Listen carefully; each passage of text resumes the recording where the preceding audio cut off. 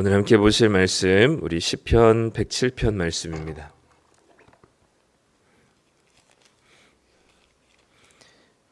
시편 107편 23절부터 43절까지 말씀입니다. 구약성경 883쪽입니다. 시편 107편 23절부터 43절까지 말씀. 우리 다 찾으셨으며 한 목소리를 읽도록 하겠습니다. 배들을 바다에 띄우며 큰 물에서 일을 하는 자는 여호와께서 행하신 일들과 그의 기이한 일들을 깊은 바다에서 보나니 여호와께서 명령하신즉 광풍이 일어나 바다 물결을 일으키는도다. 그들이 하늘로 솟구쳤다가 깊은 곳으로 내려가나니 그 위험 때문에 그들의 영혼이 녹는도다. 그들이 이리저리 구르며 취한 자같이 비틀거리니 그들의 모든 지각이 혼돈 속에 빠지는도다. 이에 그들의 고통 때문에 여호와께 부르짖으매 그가 그들의 고통에서 그들을 인도하여 내시고 광풍을 고요하게 하사 물결도 잔잔하게 하시는도다. 그들이 평온함으로 말미암아 기뻐하는 중에 여호와께서 그들이 바라는 항구로 인도하시는도다. 여호와의 인자하심과 인생에게 행하신 기적으로 말미암아 그를 찬송할지로다. 백성의 모임에서 그를 높이며 장로들의 자리에서 그를 찬송할지로다.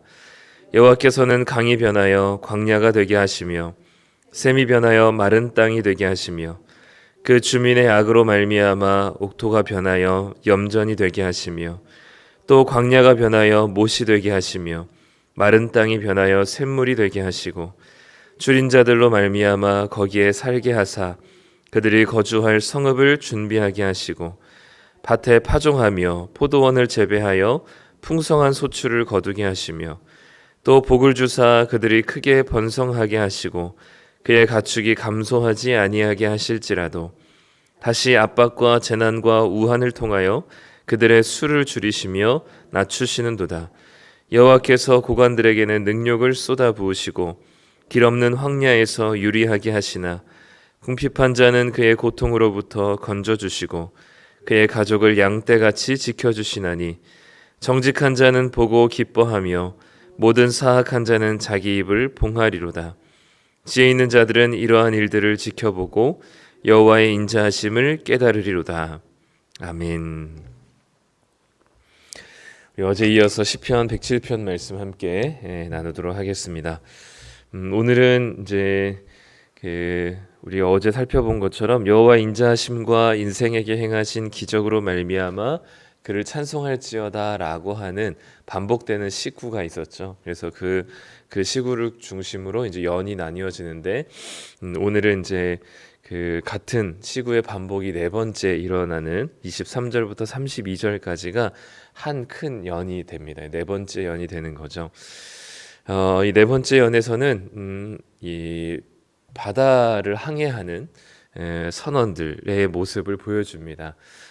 오늘 23절에 보면 23절에 보면 배들을 바다에 띄우며 큰 물에서 일을 하는 자는 여호와께서 행하신 일들과 그의 기이한 일들을 깊은 바다에서 본다라고 얘기합니다. 어부들을 얘기하기보다는 우리가 잘 알고 있듯이 우리의 인생을 이제 바다에 항해하는 것으로 많이 이해하고 표현하듯이 오늘 우리가 읽은 23절, 24절도 어부에 대한 이야기보다는 마치 우리의 인생의 여러 가지 파도의 물결 속에서 하나님을 경험할 수 있는 은혜를 이제 이야기하고 있습니다. 이 배를 띄워서 바다를 항해하는, 그래서 그 깊은 바다 속에서 하나님을 마주하는 이 인생이 하나님께서 주시는 은혜라고 오늘은 이야기합니다. 근데 한 가지 좀 이제 우리에게 상식적으로 이해가 안 되는 부분이 이제 25절인데요. 25절에 보면 여호와께서 명령하신즉 광풍이 일어나 바다 물결을 일으키는도다라고 되어 있습니다.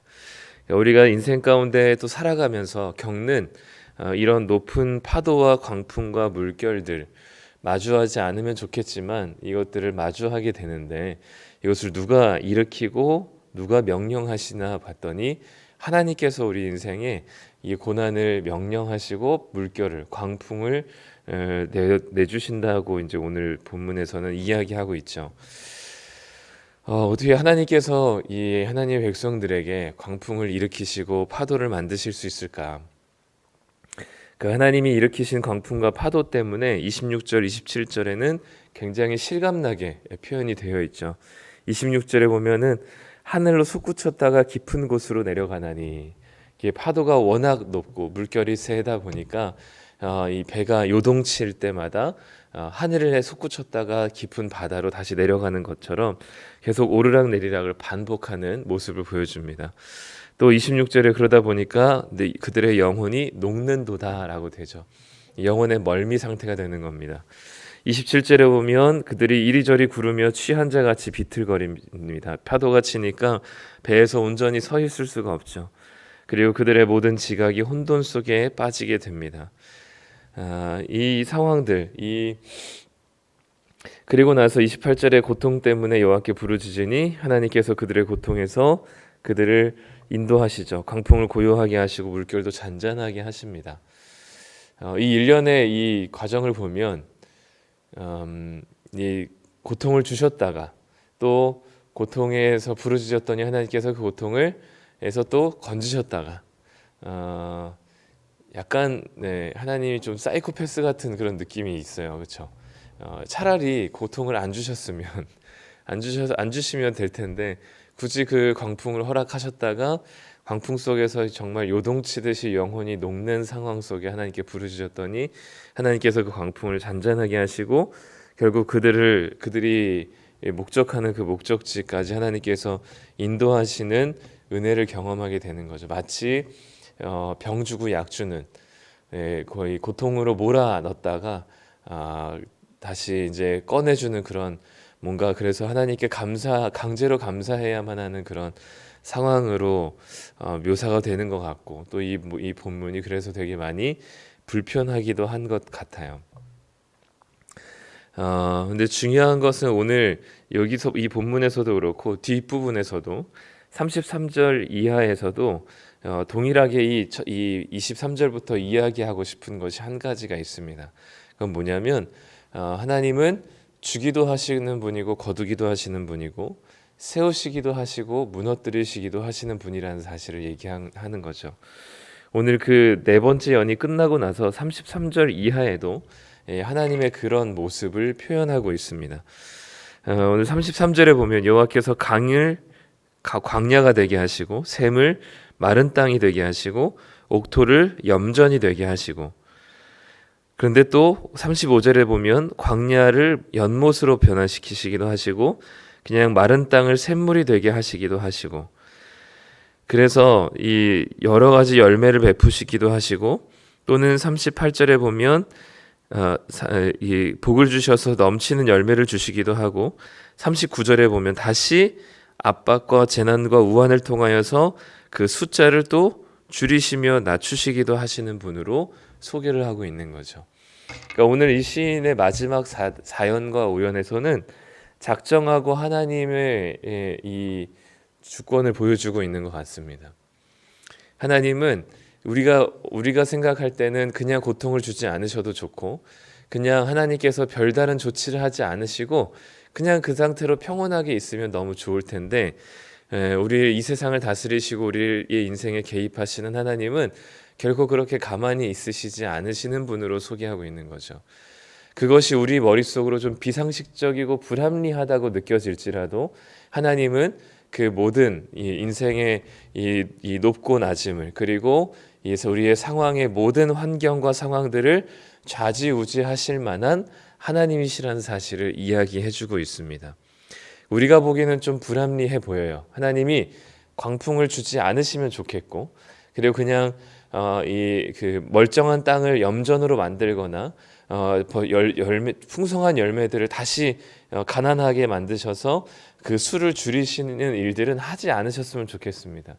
네, 그런 하나님이 아니셨으면 좋겠는데, 오늘 시인은 그걸 있는 그대로 우리가 이해가 안 되더라도 그런 하나님의 모습을 보여줍니다. 우리의 인생 가운데 저 높이 우리를 높게 하셨다가도 또 저 깊은 바닷속으로 또 처박아 두시기도 하시고, 여러 광풍으로 인하여서 우리의 마음과 우리의 인생이 견딜 수 없는, 여기 표현으로 이하면 모든 지각이 혼돈 속에 빠지는, 그동안 내가 알고 있는 지혜와 능력들이 아무 소용없게 되는 그런 지경에 이르기까지 하나님께서 우리를 낮추시기도 한다는 거죠.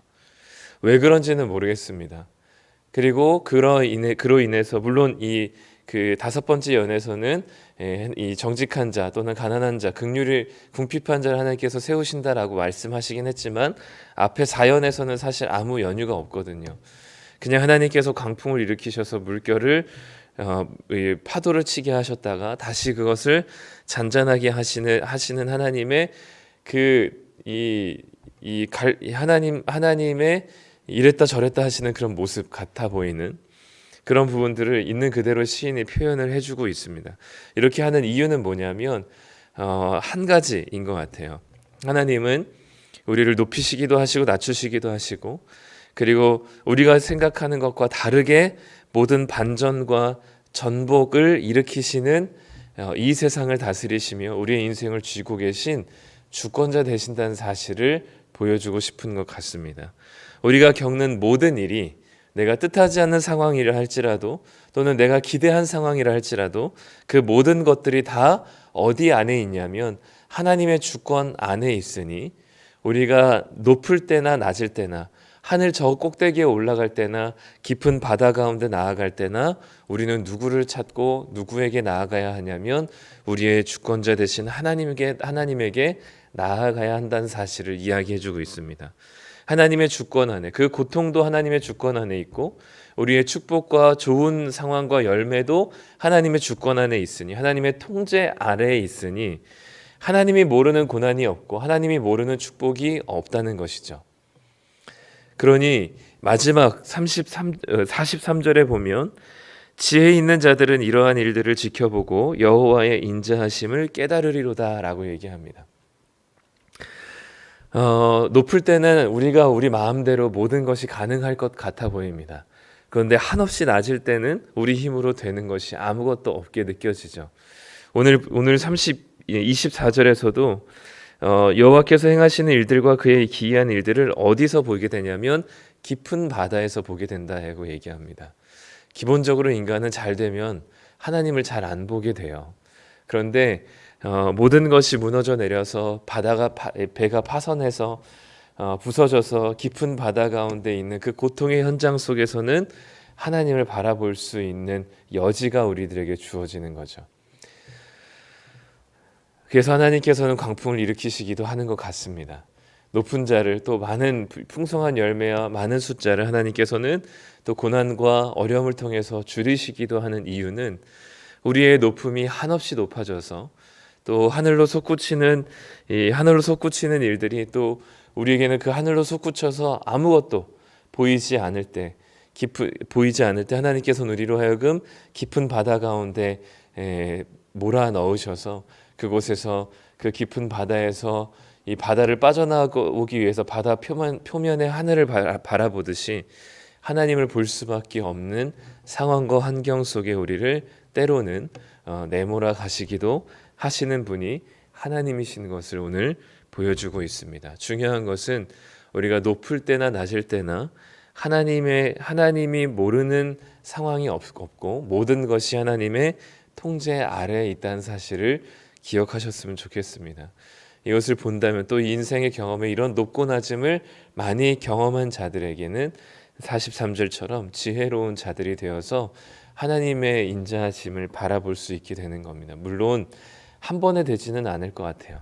한 번의 고난, 한 번의 이제 풍성함으로 하나님이 내 삶의 주인 되시고 내 인생 가운데 개입하시고 내 인생을 이렇게 좌지우지하실 수 있는 주권자 되신다는 사실을 인정함으로 하나님을 깨닫는 경우가 많진 않지만, 그럼에도 불구하고 오늘 시인은 그런 수많은 하나님의 주시고 가져가시고 또 높게 하시기도 낮추시기도 하시는 이런 모든 하나님의 주권 안에 있다는 사실을 인생으로 통해서 경험한 이후에 시인은 그제서야 지혜 있는 자들이 됩시다라고 이 시를 마무리하고 있는 것이죠.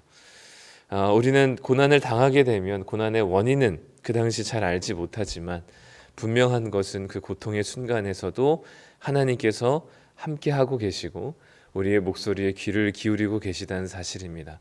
마치 하나님께서 이 광풍으로 우리를 깊은 바다에 내몰아 가신다 할지라도 하나님께서는 그곳에서 당신을 향하여서 소리 내기를 원하시죠. 오늘 본문을 읽다 보면 이 신약의 사건이 좀 생각이 나죠. 큰 풍랑 가운데 마주한 이 제자들이 예수님을 마주하고 예수님을 만나게 돼서 그 예수님을 통해서 모든 광풍이 잔잔해지면서 하나님의 아들인 것을 이렇게 보여주게 되고 고백하고 시인하게 되는 장면입니다. 거기서도 마찬가지였거든요. 예수님께서 가고 싶지 않은 제자들에게 바다 건너가라고 명령하셨습니다. 예수님께서 보내신 길이었고 예수님께서 명령하신 길이었기 때문에 사실 예수님이 가라 한 곳에 순종해서 갔다면 풍랑은 없고 오히려 잔잔하고 순적하게 건너편으로 건너갔어야 합니다.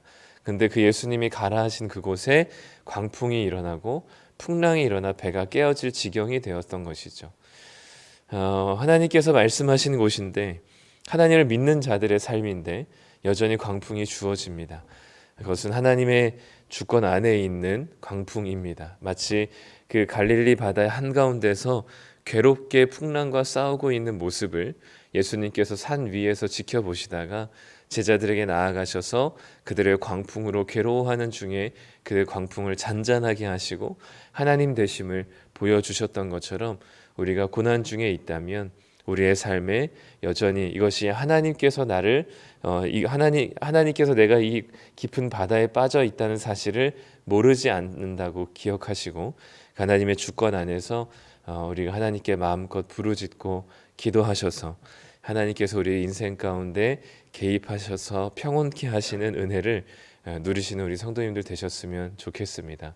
고난일지라도 또는 하늘 높이 솟구쳐 올라갔을지라도 우리가 바라봐야 될 분은 하나님이시라는 사실을 보여줍니다. 다소 억울하고 좀 그 고난이 힘겹고 이해가 되지 않는다 할지라도 우리가 다시금 하나님을 바라볼 수 있는 시간이 되시기를 간절히 소망합니다. 기도하겠습니다. 하나님 아버지, 오늘 시편 107편의 시인이 하나님을 감사하고 찬양하며 그 광풍 속에서 그 인생의 수많은 고난과 그리고 수많은 높아짐 속에서 하나님을 바라볼 수밖에 없는 인생임을 보게 됩니다. 한없이 하늘로 높아질 때는 내 손으로 뭐든지 할 수 있을 것만 같지만 깊은 바다로 빠지게 된다면 내 지각, 그동안 내가 믿었던 내 지혜와 내 능력이 아무런 쓸모가 없음을 또한 깨닫게 됩니다. 유한하고 연약한 인간들에게 하나님이 여전히 우리의 주인 되어 주셔서 우리의 삶을 주관하고 계시다는 사실을 인정하게 하시고 그것을 통하여서 하나님을 만나고 깊은 바다 가운데서 하나님을 경험할 수 있는 우리의 믿음의 삶이 되도록 인도하여 주시옵소서. 열심히 살았는데 욥과 같이 이유 모를 고난 가운데 놓인다 할지라도 우리의 인생이 하나님의 손안에 달려 있음을 깨닫게 하여 주시고 하나님의 지혜로운 자, 그 하나님의 인자하심과 주님을 신실하게 믿고 따르는 지혜로운 자들이 다 될 수 있도록 인도하여 주시옵소서. 오늘도 우리가 이 시간 이 자리에 하나님께 나아가기를 소망합니다. 연약한 우리, 흔들리는 우리, 한순간에 높아졌다가 한순간에 낮아질 수밖에 없는 우리들이지만 하나님을 신뢰하고 바라보며 하나님을 경험할 수 있는 깊은 바다가 바로 지금 이 순간이 될 수 있도록 인도하여 주시옵소서. 감사드리며 예수님의 이름으로 기도드립니다. 아멘.